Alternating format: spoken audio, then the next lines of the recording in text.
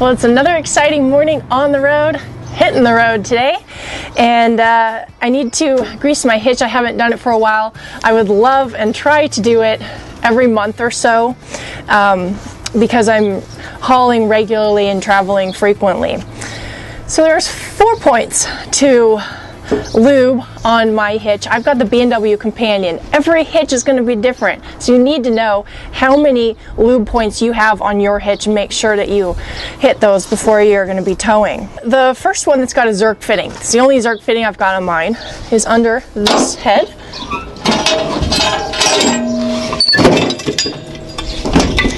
It's right here in the middle. Clean that off first.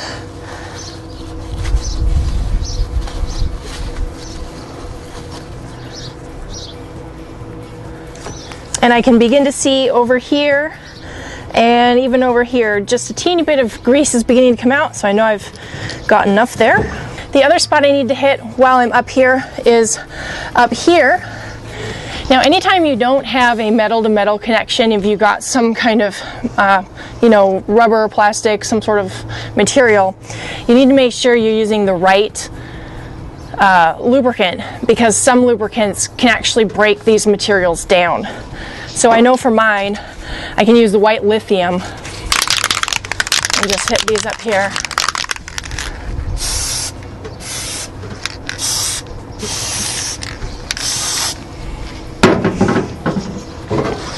All right.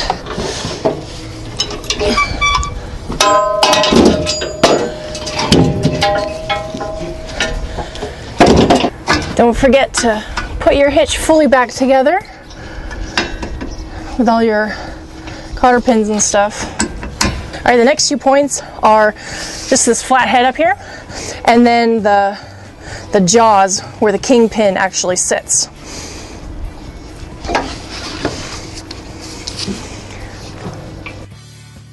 They actually make some plastic thing that you can buy, and it sits in between the hitch receiver and then the hitch.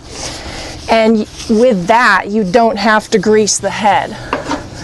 So that is another option. If you're going to open up your jaws here, you want to be very careful. If you've got a spring-loaded one,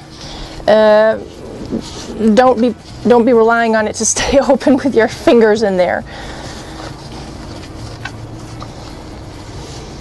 All right, good to go. Let's hook this up.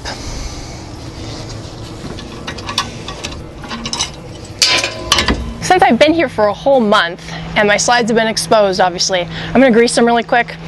I have the kind that has the big bars below it on this slide, and then my other 2 slides on the other side are Schwintek slides.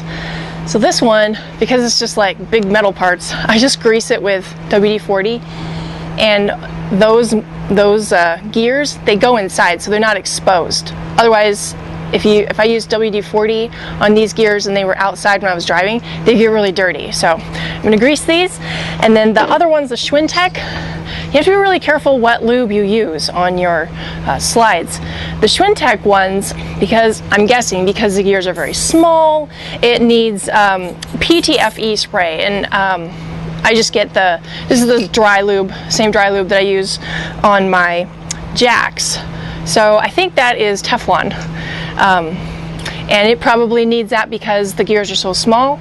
If you use something, like WD-40, the regular one, it would attract a bunch of dirt and it would get really gummed up. So don't just put any lube or oil in any of your gears. Make sure you know which.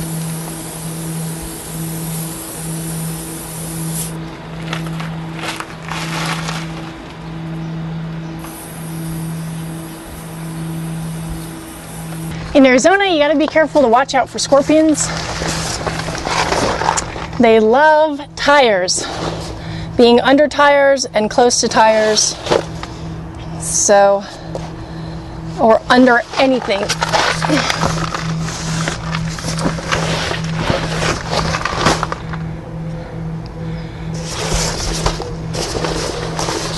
I'll let these sit outside for a while in case anything wants to escape. You get my shine on, baby. This stuff isn't just for looks, it makes your rig look really nice, but it's also a protectant for cracking and fading.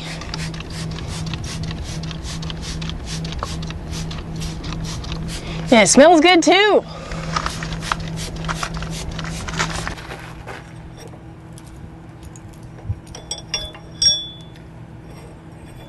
Alright guys, everybody upstairs. Upstairs. Going up.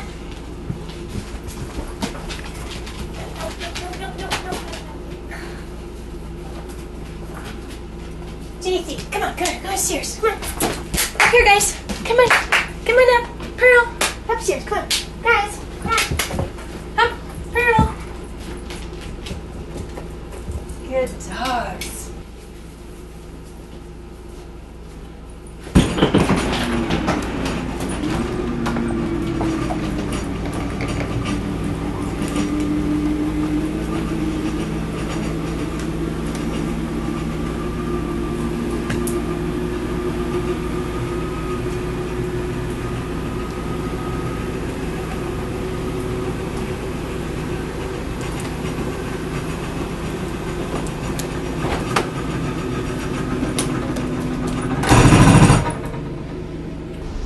All right, even though I've already looked, I always do a sweep of my slide to make sure nothing's in the way. I gotta put that in the sink. That's something I can't forget. So I look down here to make sure nothing's in the way, all the way up here, and across up top, and then definitely down below. So the dog water bowl's there, but it can't get past the thing anyway. So I walk around, make sure nothing's in the way. Dog food bowls are out of this way.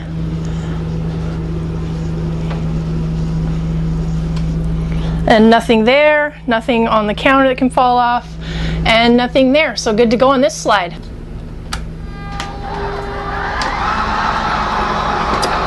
On these Schwintek slides, you should never take your finger off the button once you've started, because they get out of time, you know, they're finicky.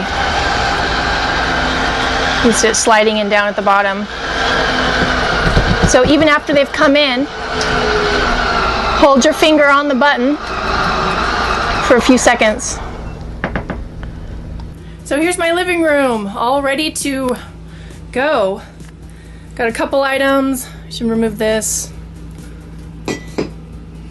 Those will go with me. And those are down. Those are Velcroed down.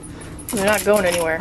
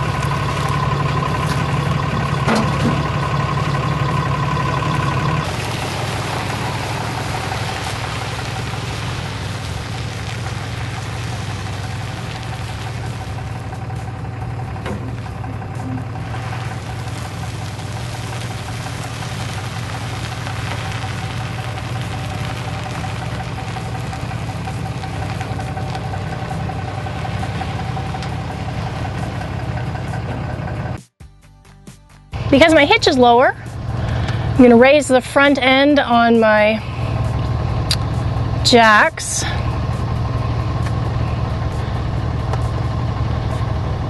Which is nice because that means I can clean them much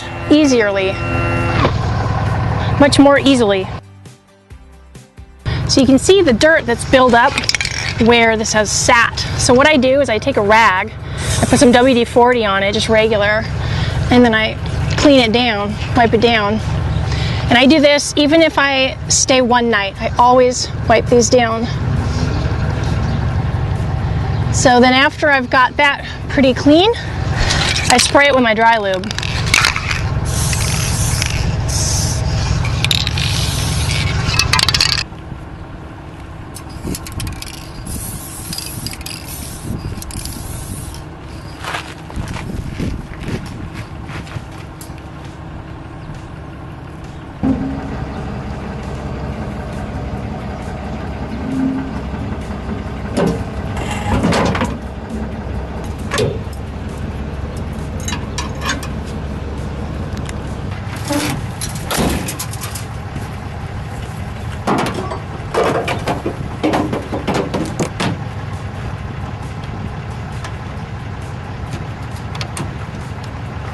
All right, here is the moment of truth. When I lift the front jacks up, just to double check, that is in, that. It's a little high. All right, here we go. You'll see how much it weighs down on the back.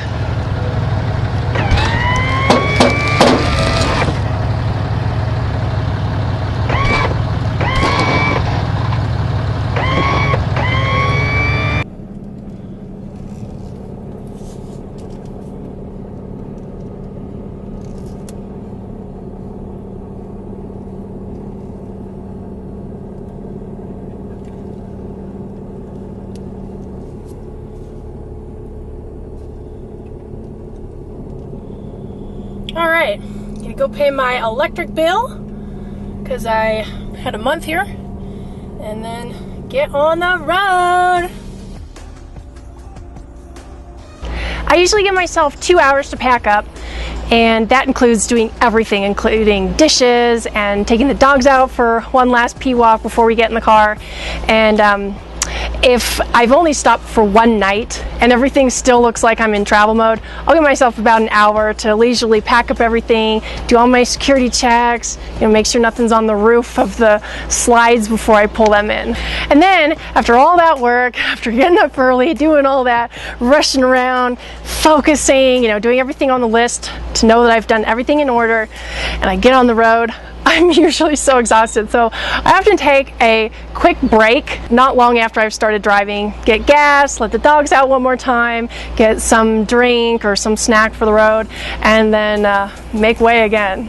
By the way, you may have noticed in the video where I was packing up all of the RV and hitching it up to the trailer that I had like a big grease stain on my rear end, and that's actually not from greasing the hitch and the slides, but from changing my oil a few days prior, and that was after it was washed. So if you have any problems with washing or getting oil stains out, whatever it's from, you can actually get them out. What I do is I get the spot wet and then I rub it with either Biz or washing soda, and then after I've rubbed it for quite a long time to try to get that chemicals into the fabric, then I put it in a bucket and I soak it in boiling, steaming water until the water is no longer warm. Then I put it in the washing machine and it's good as new. So hopefully you can take care of your oil stains if you've got any on your shirts. Thank you guys so much for watching. Be sure to hit the subscribe button on your way out to stay updated with what's happening on the channel, where I'm traveling, and all of my tips for RV living, RV maintenance, RV renovations, and even RV solar that you can see in previous videos. So be sure to check those out too. Thanks for watching.